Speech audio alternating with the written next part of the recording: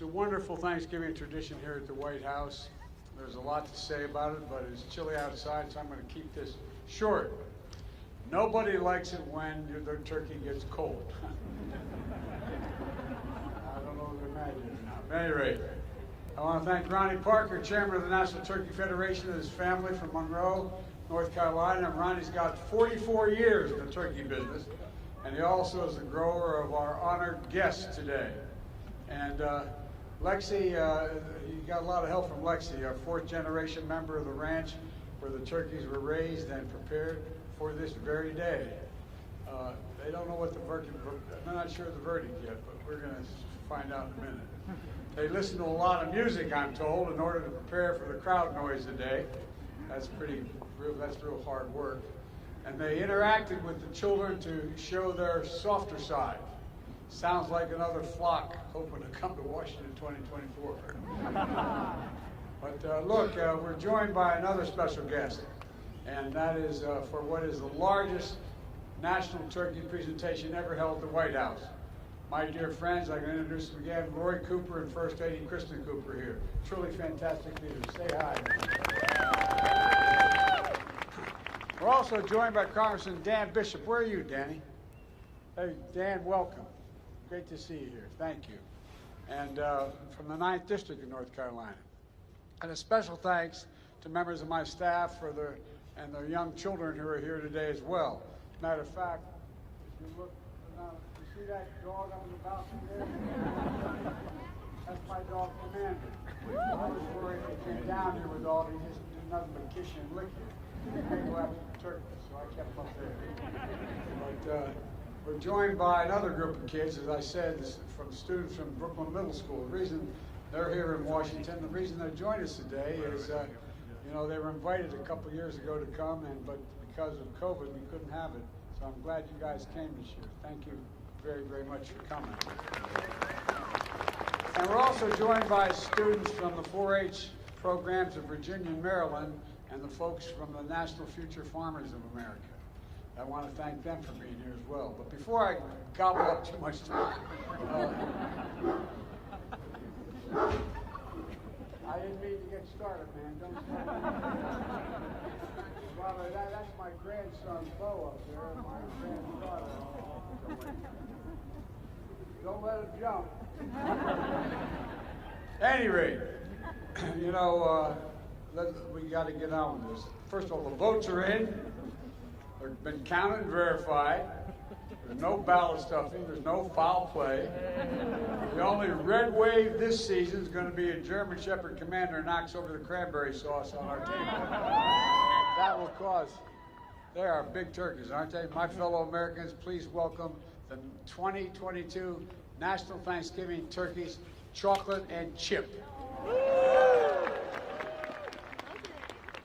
I tell you what, man.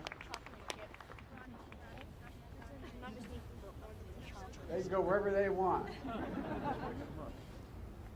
Of course, chocolate is my favorite. Chocolate is my favorite ice cream. So we could have named them Chips and Science. But anyway, good name as well.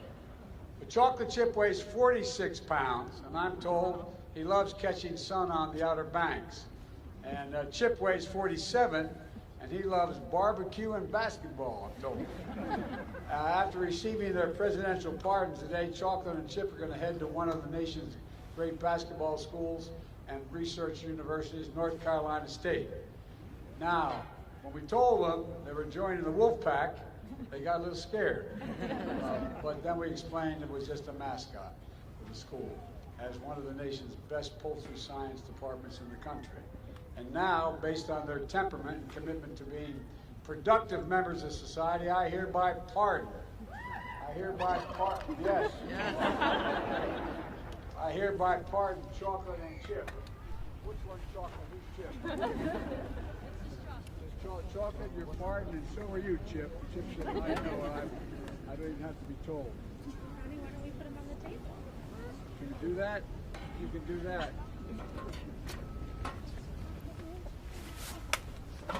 Big bird, man. We have more chickens than anybody in the nation in Delaware. We don't have turkeys. Look at this. God love you. Now, this is chocolate, right? Chocolate, you are pardoned. You are pardoned. So you had to tell me that? Chocolate. Yeah, you are. Yeah, I'm serious. He said, I don't know, man. You didn't have to pardon me. I knew I was pardoned. At any rate, thank you both very, very much. Thank you very much. Appreciate it. How many turkeys you got down there? I'm grateful. God love you. 9.5 million turkeys.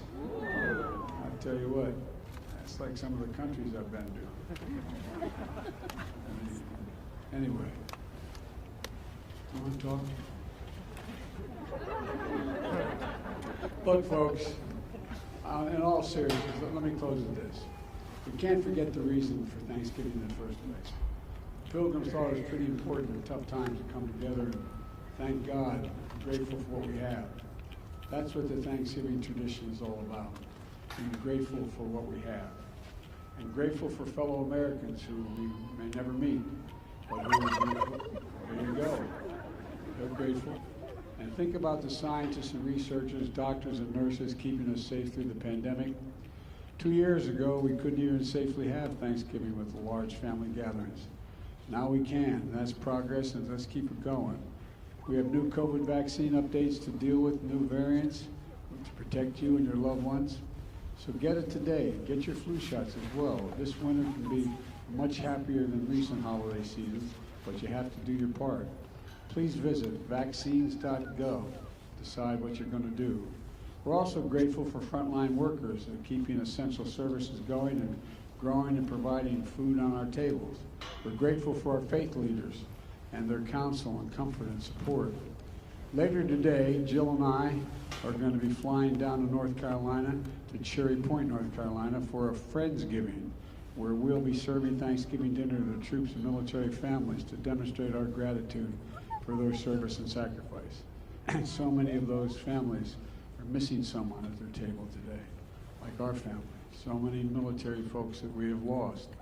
And so it's just really it's important to keep them in our hearts, those who've lost so much and those who are going to have an empty seat at their table this Thanksgiving. This is a special time, and it's the greatest nation on earth, so let's be grateful. Scripture says, let us rejoice always, pray continually, and give thanks in all circumstances. Folks, let's remember all the political fighting goes on you read about. Let's remember one thing. This is the United States of America. The United States of America. There's not a single solitary thing beyond our capacity as a nation. Nothing beyond our capacity if we do it together, united. United. You picked two great turkeys. From the Biden family to all of yours, happy Thanksgiving, and may God bless you all, and may God protect our troops. Thank you all for being here.